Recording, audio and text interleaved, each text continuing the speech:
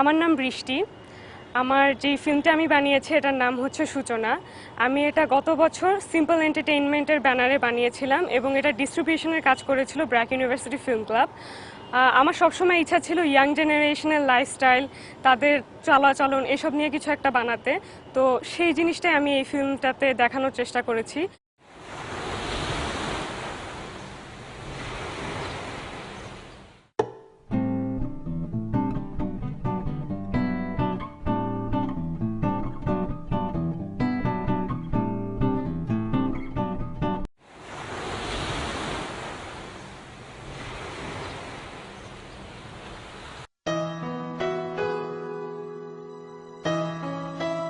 নতুন আসছে কি বেটা তাড়াতাড়ি মা।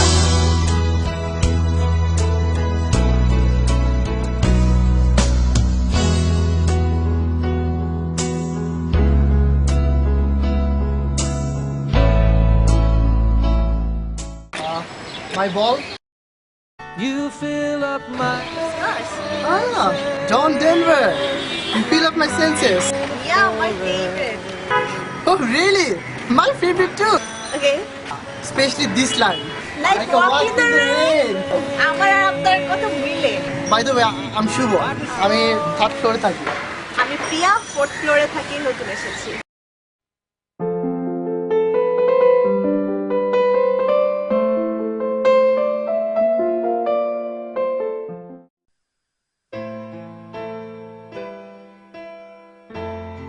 জন ডেনভার এই গানটির সিঙ্গার।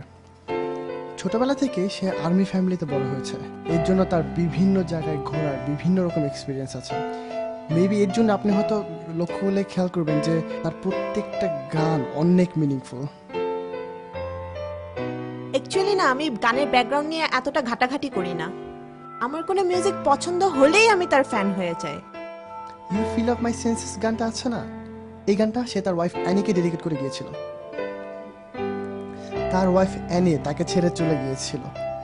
তারপরে জন ডেনভারের বেঁচে থাকাটাও অনেক কষ্টের হয়ে গিয়েছিল। এই গানটা শোনার পর তার ওয়াইফ তার কাছে ব্যাক করেছে।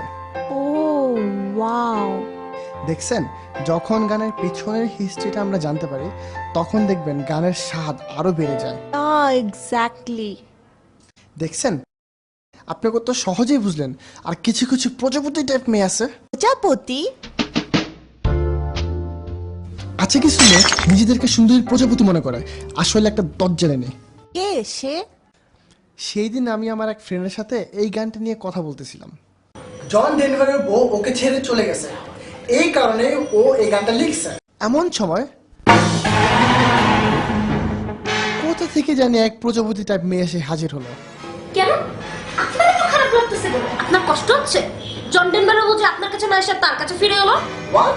লিসেন, এখানে আমি জন ডেনভারের বউকে নিয়ে টানাটানি করতেছি না, ঠিক আছে? এখানে আমরা গানের হিস্ট্রি ব্যাপারে কথা বলতেছি, যা তার বউকে নিয়ে। এখানে আমরা গানের ফিলিংস এর কথা বলতেছি, যা তার বউকে নিয়ে। ওকে? আপনার সব কুচিন্তা কুদৃষ্টি সব ওই বউর দিকে।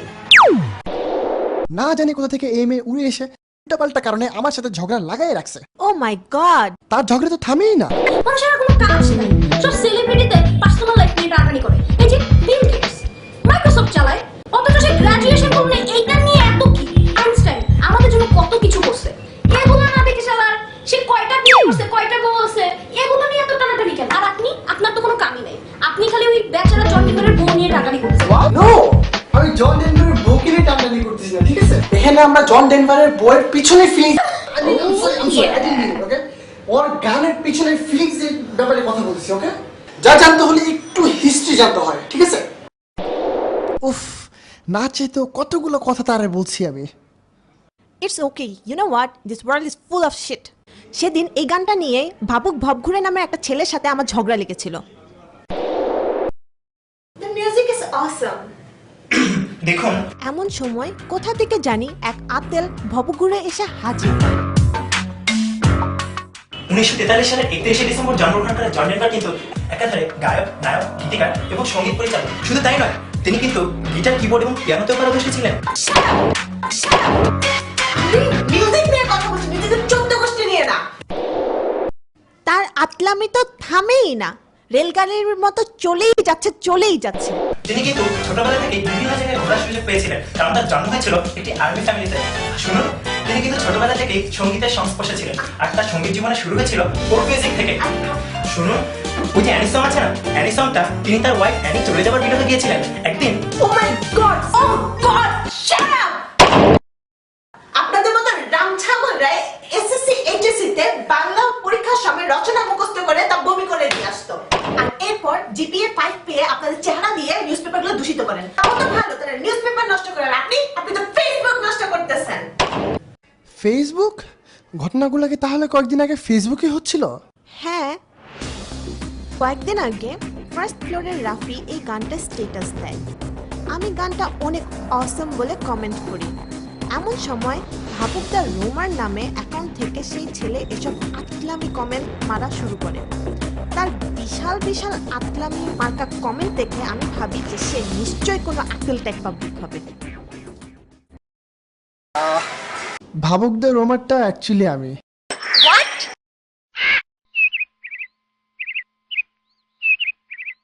তার মানে আপনারই অ্যাকাউন্ট রেড বাটারফ্লাই? অ্যাকচুয়ালি আমি যখন রাফির ওই স্ট্যাটাসে এই গানের পেছনে ঘটনাগুলো এক্সপ্লেন করা নিয়ে কমেন্ট করছিলাম, তখন হঠাৎ করে ওই রেড বাটারফ্লাই অ্যাকাউন্ট থেকে মারাত্মক সব কমেন্ট আসে। এত ডেঞ্জারাস সব কমেন্ট দেখে আমার কাছে মনে হচ্ছিল আমার সামনে কোনো টকজেল নিয়ে এসে বসে আছে।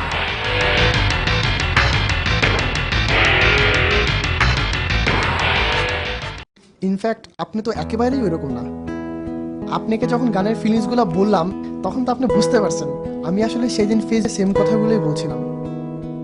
হ্যাঁ, অ্যাকচুয়ালি আপনার কমেন্টগুলো এত বড় বড় ছিল, তাই আমি এত বড় কমেন্ট দেখে আসলে আতলামি ভেবেছি। ফেসবুকে না আপনার ইমোশন আর ফিলিংসগুলো বোঝা যাচ্ছিল না। Sorry. By the way, red butterfly অনেক সুন্দর একটা নাম। আমি অ্যাকচুয়ালি আপনাকে ফ্রেন্ড রিকোয়েস্ট পাঠানোর চেষ্টা করতেছিলাম, বাট ঝগড়ার কারণে পাঠান। দাঁড়ান, আপনাকে আমি এখনই একটা ফ্রেন্ড রিকোয়েস্ট পাঠাচ্ছি। নো, ফেসবুকে না, আমাদের আসলে রিয়েল লাইফে ফ্রেন্ডশিপটা কন্টিনিউ করা উচিত।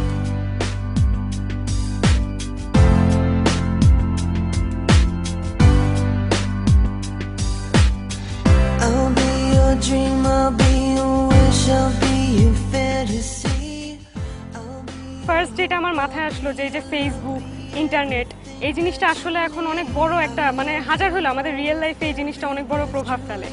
তো এই ধরনের জিনিস অনেক নাটকেই দেখানো হয়েছে, অনেক জায়গায় দেখানো হয়েছে, কিন্তু আমি চিন্তা করলাম জিনিসটাকে একটু অন্যভাবে, স্ক্রিপ্টটা যদি একটু অন্যভাবে লেখা যায় তাহলে কিরকম হয়, যাতে মানুষদের মধ্যে ওই ধাক্কাটা লাগে যে হ্যাঁ আসলে ওইটা আমাদের লাইফটাকে আসলে চেঞ্জ করে দিচ্ছে। আমরা এখন যেই লাইফ লিড করি আমাদের লাইফে অনেক বড় একটা প্রভাব ফেলছে সূচনাটা। তো ওই চিন্তা করে আসলে এই কথাটা আমার মাথায় আসে। আর এই যে আমরা দেখাই যে মাঝে মাঝে ভার্চুয়াল জগতে চলে যায়, ভার্চুয়াল জগতের লাইফটাকেই মাঝে মাঝে আমাদের ইয়াং জেনারেশন রিয়েল লাইফ ভাবা শুরু করে। তো এটা আসলে আমি আমার চারপাশে জিনিসটা দেখি, নিজের লাইফে এই ধরনের ঘটনা আমি দেখেছি অনেক, যে দেখা যায় আমরা ভার্চুয়াল লাইফে যা দেখি ওইটাই আমরা রিয়েল লাইফে আসলে রিয়েল মনে করা শুরু করি।